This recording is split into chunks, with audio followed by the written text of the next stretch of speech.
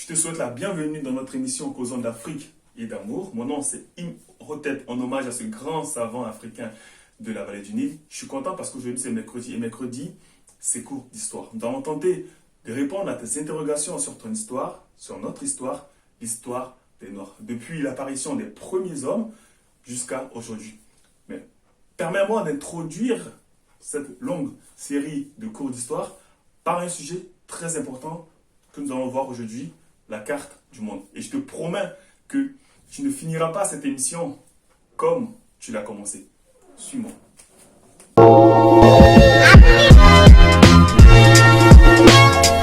Si je vous demande quelle est la carte du monde, vous allez nous répondre celle-ci. Pourquoi? Parce qu'on vous l'enseignait à l'école, vous la voyez un peu partout. Cette carte-là, c'est la projection de Mercator, ou encore appelée carte de Mercator. Mercator est un mathématicien géographe belge né en 1512 et qui s'est rendu célèbre grâce à une projection qui porte son nom. Selon ses aveux, cette projection était pour la navigation et pour la colonisation. C'est ce que nous confirme en quelque sorte le film West Wing. Je ne sais pas si tu l'as vu, je te laisse un extrait. Why are we changing maps?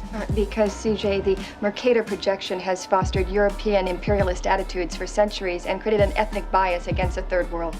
Here we have Europe, drawn considerably larger than South America. When it's 6.9 million square miles, South America is almost double the size of Europe's 3.8 million.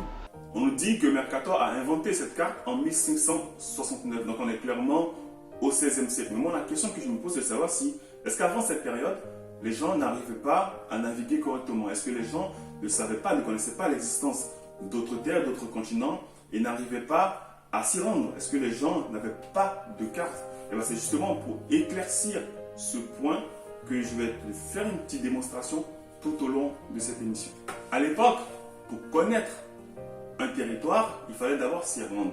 Il fallait faire une sorte de circumnavigation, c'est-à-dire faire le tour de ce territoire pour au moins délimiter ce territoire, savoir que tel point est le nord, tel point est le sud, savoir que l'est commence à tel endroit et finit à tel endroit. On sait maintenant que dans la préhistoire, plusieurs voyages ont été effectués à partir de l'Afrique, ce qui est d'autant plus normal vu que les Africains étaient les premiers habitants de la Terre. Donc, il y a eu des passages par l'Asie, parce qu'il y a un point de passage là, et de par l'Asie, les Africains ont visité, on va dire, en tout cas, sont allés un peu partout dans le monde. Aux États-Unis, en Amérique du Sud, en Europe, en Asie, bref, un peu partout. Donc là, on est dans le premier point de voyage, le premier fait de voyage dans l'histoire. Le deuxième fait dans l'histoire, donc on va revenir à une période beaucoup plus récente, la période dite pharaonique. Donc on sait que nos ancêtres de cette région de l'Afrique, la vallée du Nil, ont vécu à partir de moins 5000 ans. Donc après avoir acquis un haut niveau de développement et un haut niveau de science, se sont lancés dans l'exploration. Donc ils ont inventé, ils ont fabriqué des bateaux. C'était la première fois dans l'histoire qu'on parle de bateaux, qu'on invente des bateaux. Et ils se sont mis à naviguer, à aller à la rencontre de ces autres peuples qui vivaient un peu partout dans le monde. Il y a des traces de la présence des Égyptiens, des Africains dans cette région-là. On a pu voir par exemple des pyramides en Amérique du Sud qui étaient pratiquement identiques aux pyramides égyptiennes, en tout cas par rapport aux dimensions. On a vu également les mêmes rites au niveau des naissances, au niveau des morts, les mêmes cérémonies. On a vu également que la momification était également appliquée en Amérique du Sud. Donc on retrouve également des traces culturelles aussi en Asie, aussi en Europe, un peu partout. Donc là, nous sommes dans le deuxième fait de voyage dans l'histoire. On sait aussi que la reine Hatshepsut, qui a régné pendant la 18e dynastie en Égypte, a aussi effectué via la mer un pèlerinage au cœur de l'Afrique. Il en a profité pour faire le tour de l'Afrique dans le but de cartographier le continent. C'est ce que nous confirme le professeur Charles Hartsgood dans son livre Map of the Ancient Sea King, carte des anciens rois de la mer, qui nous explique que là, en tout cas, le monde était déjà cartographié dès moins 4000 ans. Donc je vous cite un petit passage de ce livre. Il nous dit comme ça: il semblerait-il que des informations géographiques d'une grande précision se soient transmises de peuple en peuple dans la plus haute antiquité. Ces cartes, selon toute vraisemblance, ont été dressées par un peuple inconnu, puis léguées à d'autres civilisations peut-être des Phéniciens qui ont vécu plus de 1000 ans. Les Phéniciens étaient les plus grands marins du monde antique. Nous savons que ces cartes furent étudiées dans la plus grande bibliothèque d'Alexandrie en Égypte. Les cartes concernaient la Méditerranée, la mer Noire, mais les cartes d'autres régions étaient également disponibles et représentaient le continent américain, les océans, l'Atlantique, l'Arctique. Il ne fait aucun doute que les navigateurs ont parcouru la Terre du pôle Nord au pôle Sud. Tout est dit dans ce extrait. Nos ancêtres avaient déjà totalement cartographié le monde. Maintenant, c'est de savoir, est-ce que la carte de Mercator était peut-être identique à celle de nos ancêtres? Est-ce qu'on parle de la même chose? Vu que la carte de Mercator était censée être universelle. Est-ce qu'on parle de la même chose? C'est une chose dont on est sûr, c'est que nos ancêtres n'avaient pas la même carte que Mercator. Rien que par le sens. Parce que pour nos ancêtres de la vallée du Nil, le nord, ce qu'on appelle aujourd'hui, ce qu'on présente aujourd'hui comme étant le nord de l'Afrique, était pour eux le sud du continent. Et l'Afrique du Sud, le nord du continent. Pourquoi? Parce que, simple observation logique, nos ancêtres regardaient le sens du Nil. On sait que le Nil prend sa source au Congo et échoue dans la Méditerranée. Ce qui est d'autant plus logique que l'eau coule du haut vers le bas. J'ai envie de te le dire, du nord vers le sud. Et donc, clairement, pour nos ancêtres, l'Égypte était située au sud du continent. On sait maintenant le sens de la carte de nos ancêtres. Parlons maintenant des dimensions.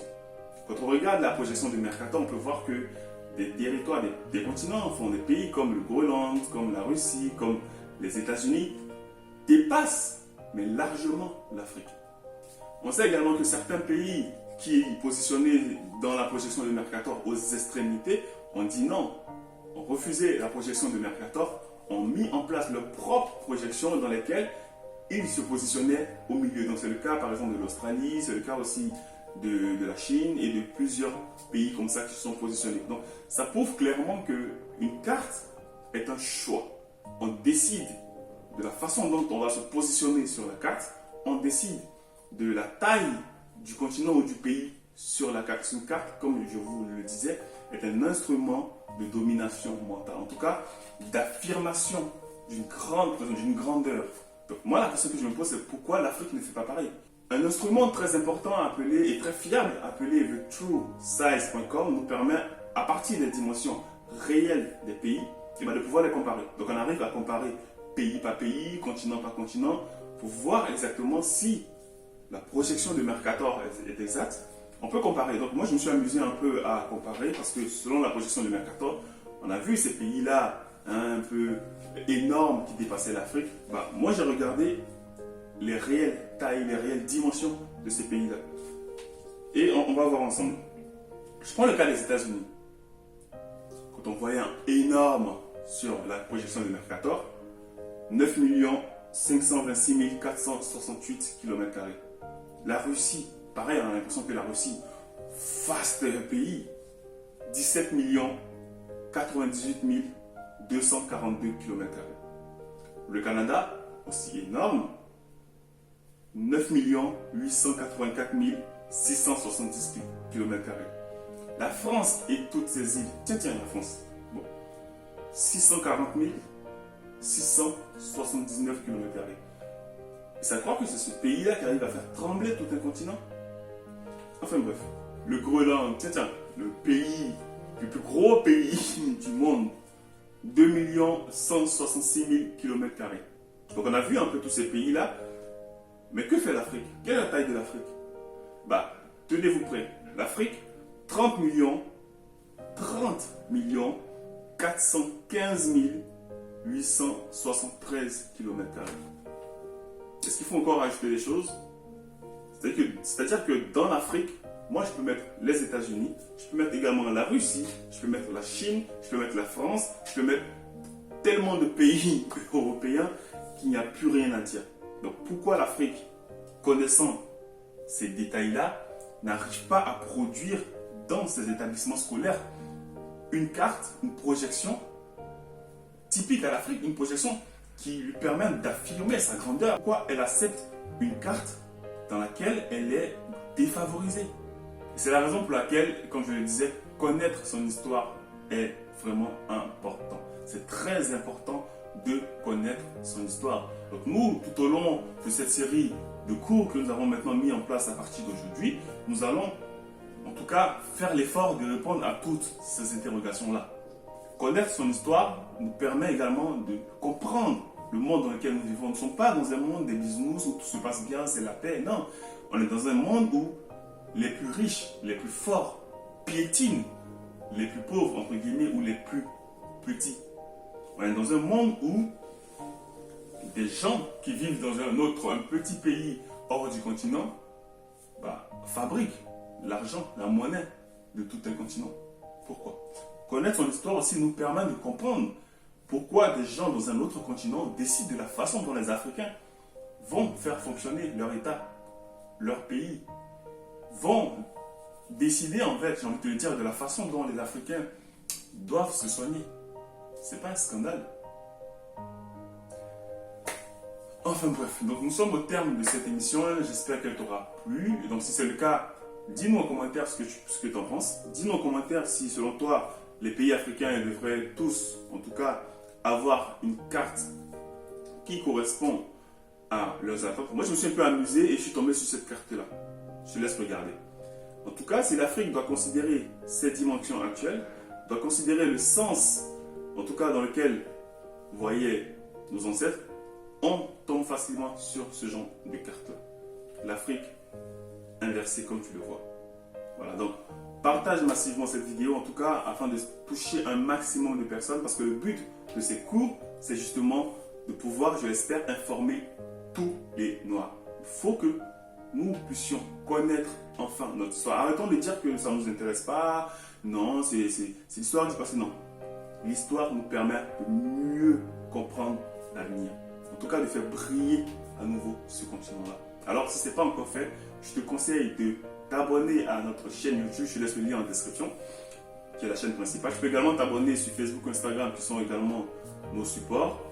Et puis, n'oublie pas d'activer les notifications. Moi, je te dis à bientôt.